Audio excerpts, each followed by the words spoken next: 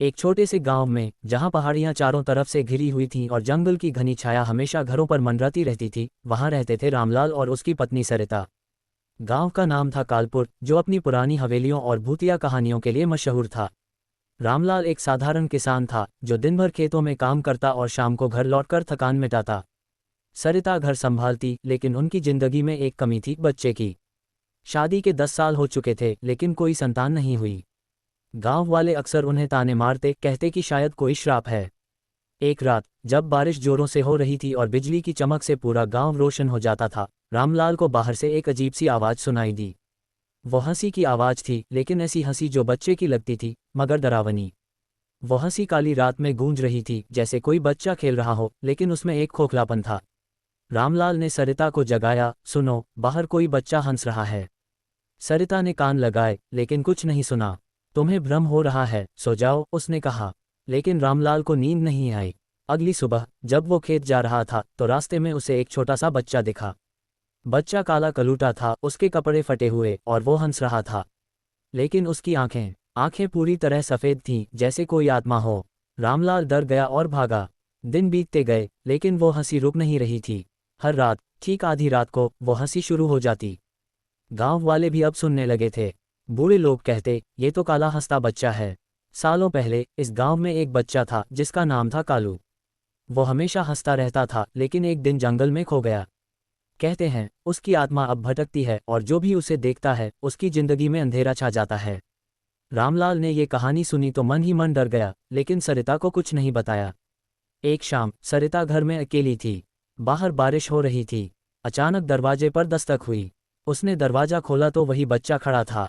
माँ, मुझे भूख लगी है, बच्चे ने कहा और हंसने लगा। सरिता का दिल धड़क उठा। बच्चे की आंखें सफ़ेद थीं और उसके दांत नुकीले लग रहे थे। सरिता चीखी और दरवाजा बंद कर लिया, लेकिन हंसी बंद नहीं हुई। वो हंसी अब घर के अंदर से आ रही थी। रामलाल जब घर लौटा तो सरिता बेहोश पड़ी थी। उसने उसे होश में लाया और पूछा। सरिता ने सब बताया। रामलाल ने गांव के पंडित को बुलाया। पंडित ने कहा, ये बच्चा कोई साधारण आत्मा नहीं। ये काला हंसता बच्चा है, जो गांव की पुरानी श्राप से जुड़ा है। सालों पहले एक जमींदार ने एक गरीब बच्चे को मार डाला था, क्योंकि वो उसकी जमीन पर खेलता था। बच्चे की मां ने श्राप दिया कि उसका बच्चा हमेशा हंसेगा और गांव को तबाह करेगा। पंडित ने कुछ मंत्र पढ़े और घर में धूप बत्ती जलाए।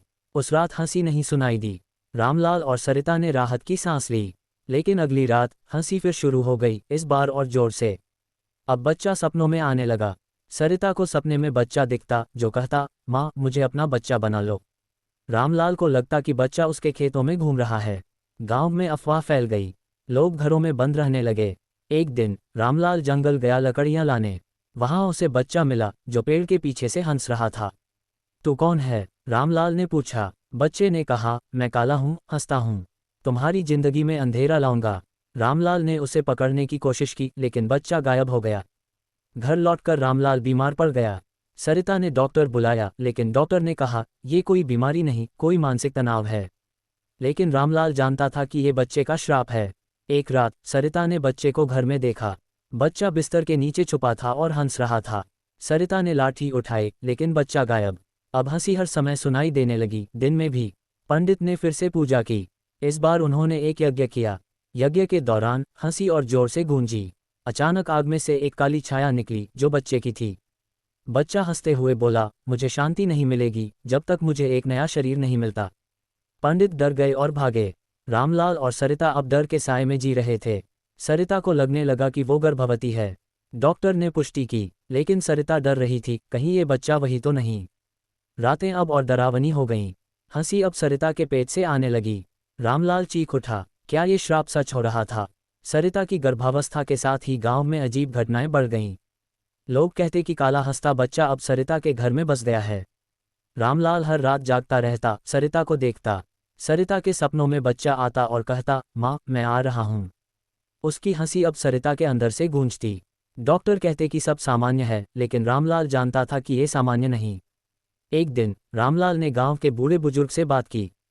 बुजुर्ग ने बताया, ये श्राप जमींदार की हवेली से जुड़ा है। जमींदार ने बच्चे को मारकर हवेली के तहखाने में दफना दिया था। बच्चे की आत्मा वहां कैद है। रामलाल ने फैसला किया कि वो हवेली जाएगा। हवेली गांव के बाहर थी, पुरानी और जीर्ण शीर्ण। रात को रामलाल अकेला गया। हवेली के दरवाजे खुलते ही ठंडी हवा चली। अंदर अंधेरा था लेकिन हंसी गूंज रही थी। रामलाल ने लालटेन जलाकर तहखाना ढूंढा। सीढ़ियां उतरते हुए उसे लगा कि कोई पीछे है। तहखाने में एक छोटी सी कब्र थी। कब्र पर लिखा था, कालू, जो हमेशा हंसता था। रामलाल ने कब्र खोदनी शुरू की। अचानक हंसी जोर से गूंजी और एक काली छाया ने उसे धक्का दिया। रामलाल गिरा, लेकिन उठा और खोदता रहा। अंदर एक छोटा सा कंकाल था और उसके साथ एक डायरी। डायरी में जमींदार ने लिखा था कि उसने बच्चे को मार दिया क्योंकि बच्चा उसकी बेटी से खेलता था और वो गरीब था। बच्चे की मां ने श्राप दिया कि बच्चा हंसता रहेगा और जमींदार के वंश को खत्म करेगा। रामलाल डायरी लेकर घर लौटा। सरिता को बताया। सरिता डर गई, क्या हमारा बच्चा वही है? रामलाल ने पंडित को डायरी दिखाई। पंडित ने कहा, श्राप तोड़ने के लिए बच्चे की आत्मा को मुक्ति देनी होगी। पूर्णिमा की रात को यज्ञ करना होगा। हवेली में पूर्णिमा आने वाली थी। तब तक सरिता की हालत बिगड़ने लगी। वो रात भर हंसती रहती, जैसे बच्चा उसके अंदर हंस रहा हो। गांव वाले अब घर से दूर रहते। एक रात सरिता ने रामलाल से कहा, मुझे लगता है बच्चा बाहर आना चाहता है। रामलाल ने डॉक्टर बुलाया, लेकिन डॉक्टर आने से पहले सरिता चीखी। बच्चा पैदा हो गया, लेकिन वो काला था और जन्म लेते ही हंसने लगा। उसकी आंखें सफ़ेद थीं। रामलाल सदमे में था। बच्चे को देखकर सरिता खुश हुई, लेकिन रामलाल जानता था कि ये श्राप है। बच्चे का नाम रखा कालू।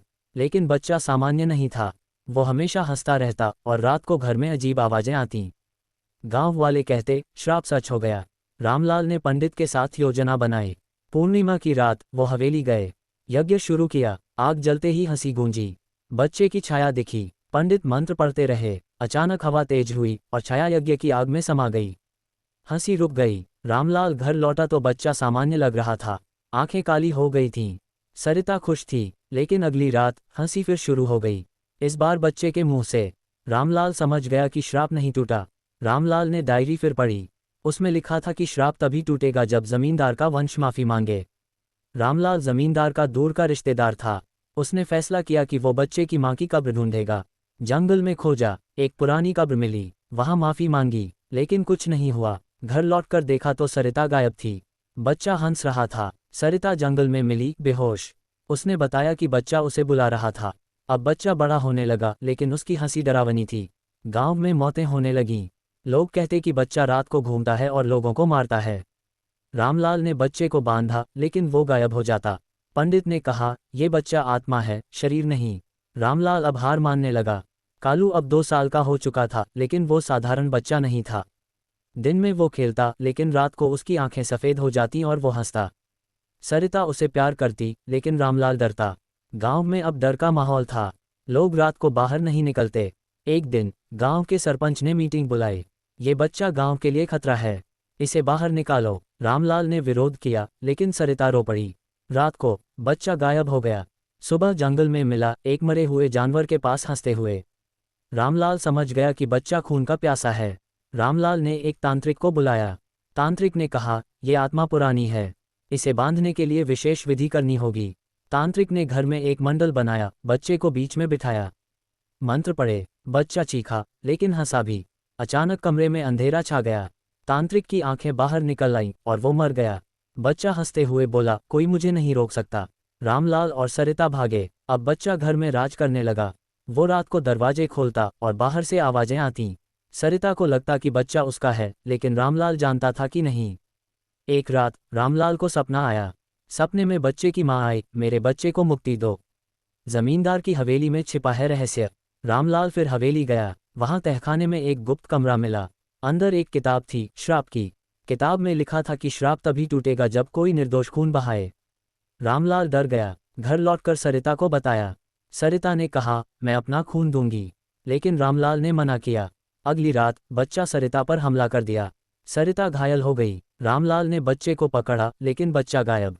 अब सरिता बीमार पड़ गई। डॉक्टर ने कहा, जहर है, लेकिन जहर कहाँ से? रामलाल ने बच्चे को जंगल में ढूंढा। बच्चा पेड़ पर बैठा हंस रहा था। तू क्यों हमें तंग कर रहा है? बच्चे ने कहा, क्योंकि तुम जमींदार के वंश हो।